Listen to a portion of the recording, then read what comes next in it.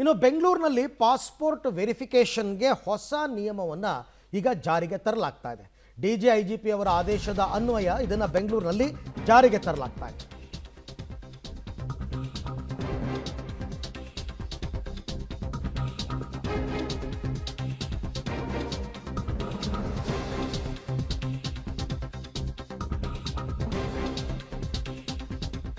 Okay, ಬೆಂಗಳೂರಿನಲ್ಲಿ passport ವೆರಿಫಿಕೇಷನ್ಗೆ ಹೊಸ ನಿಯಮ. ಇದು DGIGP ಸೂಚನೆಯಂತೆ ಬೆಂಗಳೂರಿನಲ್ಲೂ ಕೂಡ ಹೊಸ ಮಾನದಂಡವನ್ನು ಜಾರಿಗೆ ತರಲಾಗ್ತಾ ಇದೆ. ಪೊಲೀಸ್ ಆಯುಕ್ತ ಸೀಮಂತ್ ಕುಮಾರ್ ಸಿಂಗ್ ಹೊಸ ಮಾರ್ಗಸೂಚಿಯನ್ನು ಬಿಡುಗಡೆ ಮಾಡಿದ್ದಾರೆ. ಪಾಸ್ಪೋರ್ಟ್ ಪರಿಶೀಲನೆ ವೇಳೆ ಬಾಡಿ ವರ್ನ್ ಕ್ಯಾಮರಾ ಹಾಕ್ಕೊಳ್ತಕ್ಕಂಥದ್ದು ಕಡ್ಡಾಯ. ನೋಡಿ, ಅಲ್ಲಿ ನೋಡ್ತಾ ಇದ್ದಾರಲ್ಲ, ಇದನ್ನು ಹಾಕ್ಕೊಳ್ಳೇಬೇಕು ಅಂತ. ಇದಿಷ್ಟೇ ಅಲ್ಲ, ಇನ್ನೂ ಒಂದಷ್ಟು ರೂಲ್ಸ್ ಇದೆ, ಹೇಳ್ತೀನಿ ನಾನು. ಇದು ಹೆಂಗೆ ನಡೆಯುತ್ತೆ ಅಂತಲೂ ಹೇಳ್ತೀನಿ.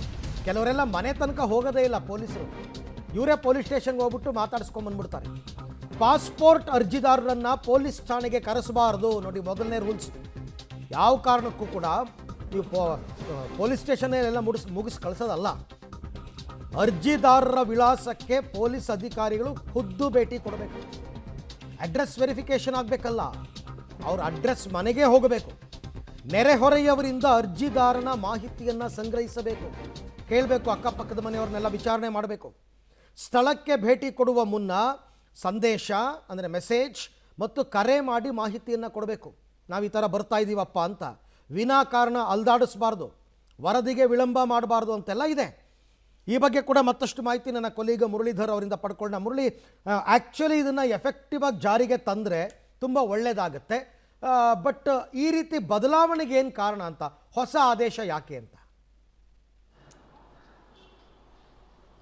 ಅರವಿಂದ್, ಈ ಹಿಂದೆ ಮಾಡಿದಂಥ ಒಂದು 2-3 ಪ್ರಕರಣಗಳೇನಿತ್ತು, ಆ 2-3 ಪ್ರಕರಣಗಳು ಈ ರೀತಿಯ ಆದೇಶಕ್ಕೆ ಪ್ರಮುಖ ಕಾರಣ ಆಗಿರುವಂಥದ್ದು. ಯಾಕೆಂದರೆ ಬಿಷ್ಣುವಿನ ಗ್ಯಾಂಗ್ನ ಸದಸ್ಯರೇನಿದ್ರು ಅವರು ಕೂಡ ಈ ರೀತಿಯಲ್ಲಿ ಒಂದು ಪಾಸ್ಪೋರ್ಟನ್ನು ಮಾಡಿಕೊಟ್ಟಿರ್ತಾರೆ. ಅಲ್ಲಿ ಆದರೆ ಅವರ ವೆರಿಫಿಕೇಷನ್ ಏನಿತ್ತು, ವೆರಿಫಿಕೇಷನನ್ನು ಪೊಲೀಸರು ಸರಿಯಾಗಿ ಮಾಡಿರಲ್ಲ. ಯಾಕೆಂದರೆ ಯಾವುದೋ ಸುಳ್ಳು ಅಡ್ರೆಸ್ಸನ್ನು ಕೊಟ್ಟಿರ್ತಾರೆ, ಪೊಲೀಸರಿಗೆ ಒಂದಷ್ಟು ಹಣವನ್ನು ಕೊಟ್ಟು ಅಲ್ಲಿ ಪಾಸ್ಪೋರ್ಟ್ ವೆರಿಫಿಕೇಷನನ್ನು ಮಾಡಿಸ್ಕೊಂಡಿದ್ರು ಅನ್ನೋದ್ರ ಬಗ್ಗೆ ಆ ವರದಿ ಗೊತ್ತಾಗಿತ್ತು.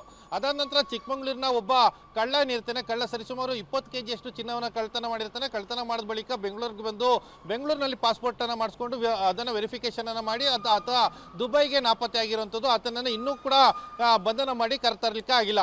ಈ ರೀತಿಯ ಆರೋಪಗಳು ಯಾವಾಗ ಪದೇ ಪದೇ ಕೇಳಿ ಬರ್ತಾ ಇತ್ತು. ಪದೇ ಪದೇ ಕೇಳಿ ಬಂದ ಬಳಿಕ ಈಗ ನಗರ ಪೊಲೀಸ್ ಆಯುಕ್ತರು ಒಂದು ಹೊಸ ಆದೇಶವನ್ನು ಮತ್ತು ಹೊಸ ರೂಲ್ಸ್ ಅನ್ನ ಮಾಡಿರುವಂಥದ್ದು.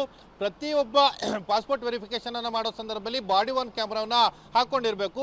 ಆತನ ಮನೆಗೆ ಹೋಗ್ಬೇಕು ಅಂದರೆ ಮನೆಗೆ ಫೋಟೋನ ಕ್ಲಿಕ್ ಅನ್ನು ಮಾಡ್ತಿದ್ರು, ಅದನ್ನು ಅಪ್ಲೋಡ್ ಅನ್ನು ಮಾಡುವಂಥ ಕೆಲಸಗಳು ಆಗ್ತಾ ಇತ್ತು.